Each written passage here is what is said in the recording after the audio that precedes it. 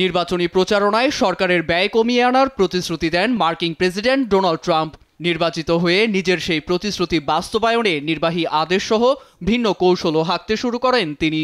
তার উপর নবগঠিত প্রশাসনও ধূর্ততার দিক দিয়ে তার চেয়ে কম নয়। ইমেল দিয়ে ফেডারেল কর্মকর্তাদের ছাঁটাই তাদের ভিন্ন কৌশলের এক অনন্য নজির। মার্কিন ইতিহাসে হয়তো এভাবে কর্মী ছাঁটাইয়ের ঘটনা আর ঘটেনি।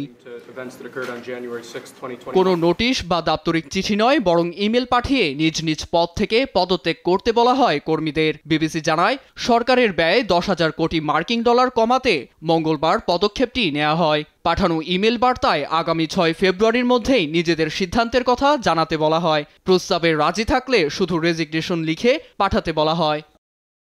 বর্তমানে কেন্দ্রীয় সরকারের বিভিন্ন খাতে কর্মরত রয়েছেন অন্তত 20 লাখ কর্মী।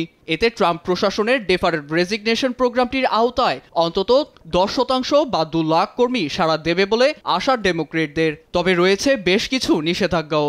এতে ডাক বিভাগ, সামরিক বাহিনী, অভিবাসন ও জাতীয় নিরাপত্তা বিভাগের বেশ কিছু কর্মকর্তা প্রোগ্রামটিতে অংশ নিতে পারবেন না বলেও নিশ্চিত করে মার্কিন দপ্তর।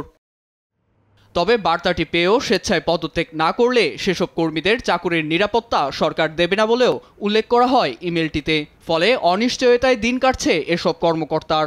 অন্যদিকে ছাঁটাই প্রোগ্রামের জন্য ট্রাম্প প্রশাসনের টেক বিলিনিয়র ইলন মাস্কের দিকেও উঠেছে অভিযোগের আঙুল। শুধু ব্যয় নয়, বরং সরকারের বিভিন্ন খাতকে ঢেলে সাজানোর লক্ষ্যেও ডেমোক্রেট শিবির ধূর্ত কৌশলে হাঁটছে বলে মত বিশেষজ্ঞদের।